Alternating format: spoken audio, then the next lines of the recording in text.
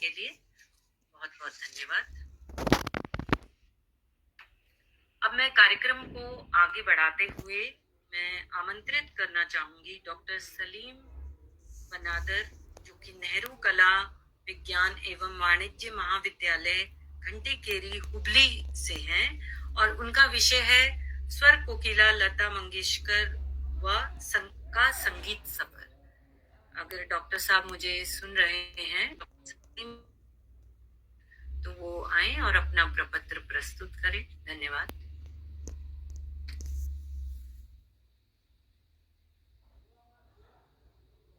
सबको मेरा नमस्कार। मैं डॉक्टर सलीम बानदार हुबली के नेहरू डिग्री कॉलेज से हूँ। सबसे पहले मैं राष्ट्रीय चेतना का धन्यवाद अर्पण करना चाहूंगा कि हम जैसे युवाओं के लिए हमारे प्रपत्र, हमारे विषयों को आपने महान विद्वानों के सामने प्रस्तुत करने का एक मंच प्रस्तुत दिए हैं। तो आज का मेरा विषय है स्वर कोकिला लता मंगेशकर जी का गीत सफर। लता मंगेशकर भारत की सबसे जानी मानी लोकप्रिय गायिका थी, जिनका 6 दशकों से ज्यादा संगीत में उपलब्धियों से भरा पड़ा है। उनका स्वर संगीत की दुनिया को सुरों से नवाजा है। कुमारी लता दीनानाथ मंगेशकर जी का जन्म 28 सितंबर 1929 में इंदौर में हुआ था। उनके पिता दीनानाथ मंगेशकर जी भी कुशल रंगमंच गायक थे। लता मंगेशकर जी की उम्र 5 साल की थी तब से उनके पिताजी उन्हें संगीत सिखाया करते थे। साथ में उनकी 2 बहनें उषा और मीना भी सीखते थे। लता जी की उम्र जब 13 वर्ष की थी तब उनके पिता की मृत्यु हो गई। उनके पिता के दोस्त विनायक दामोदर ने इनके परिवार को संभाला और लता जी को एक संगीत सिंगर बनने में मदद की। सफलता की राह कभी भी आसान नहीं होती है। लता जी को भी अपना स्थान संगीत की दुनिया में बनाने में बहुत कठिनाइयों का सामना करना पड़ा। कई संगीतकारों ने इनकी पतली आवाज के कारण इन्हें मना कर दिया। उस समय की प्रसिद्ध पार्श्व गायिका नूरजहां के साथ लता जी की तुलना की जाती थी। लता जी जब पार्श्व गायन के क्षेत्र में अपना करियर बना रही थी तब नूरजहां, शमशाद बेगम जैसे गायिका उसी शैली में गाती थी। फिर लता जी ने हिंदी उर्दू शब्दों का उच्चारण सीखा और अपने प्रतिभा के बल पर फिल्मी दुनिया में अपना स्थान बनाने में कामयाब हुई। 1949 में फिल्म महल रिलीज हुई। इसमें हेमचंद प्रकाश जी ने लता जी से आएगा आने वाला गीत गाने का अवसर दिया। यह गीत बहुत ही प्रसिद्ध रहा।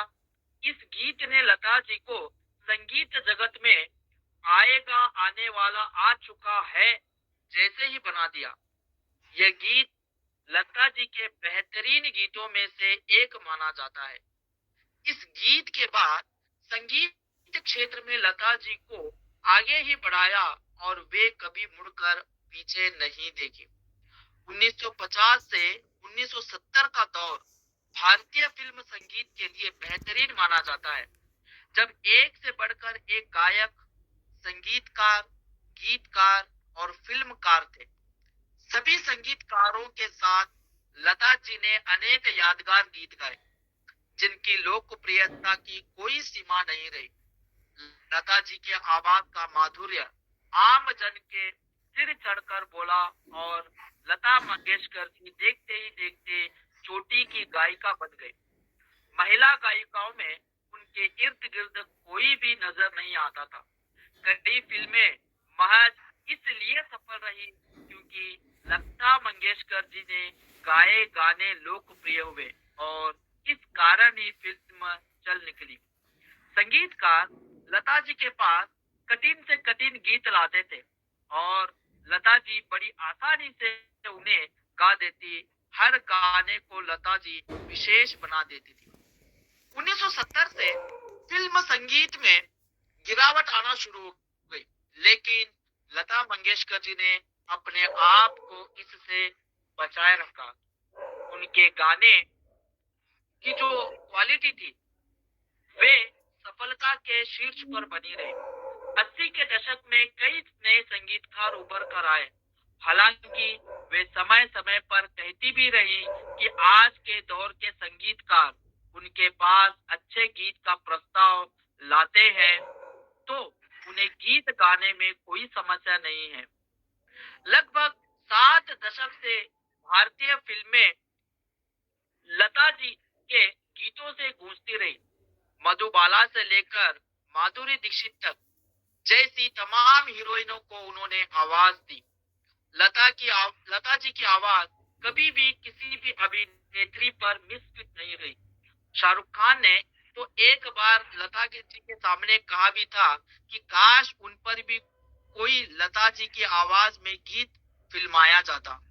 लता मंगेशकर जी के कौन से गीत पसंद किए गए या लोकप्रिय रहे, इसकी सूची बहुत लंबी है।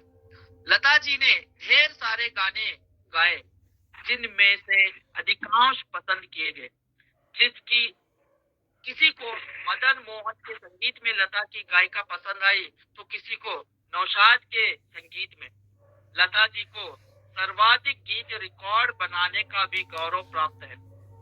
हिंदी फिल्म में गीतों के अतिरिक्त आपने कई ऐसे फिल्में भी हिंदी के अलावा गीत गाए हैं, जैसे कि तेलुगु गीत नित्तुरापुरा खम्मुकु 1955 में, तल्ला चिराको 1988 में, मलयालम गीत कडली काकाडली 1974 में, कन्नड़ के गीतों में यल्लारे इरतीरो 1966 में, बेल्ला ने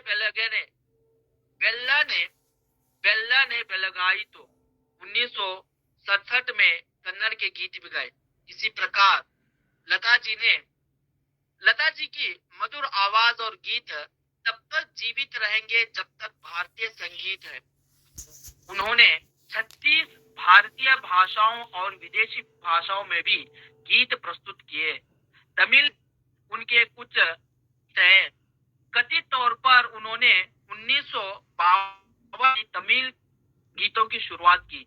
ऐसा कहा जाता है कि उन्होंने आन मुरत्तु अदियाल में कुछ गाने गाए थे, जो एक तमिल डब फिल्म है। इजंदन अन्नाई अंबे नागारू नागारू पाड़ू सिंगारा बदलाई। इस प्रकार तमिल गीतों में भी उन्होंने अपनी आवाज दी है। लता मंगेशकर जी विभिन्न भारतीय भाषाओं में गीत गाए, इसके लिए उनको कई पुरस्कारों से नवाजा गया है।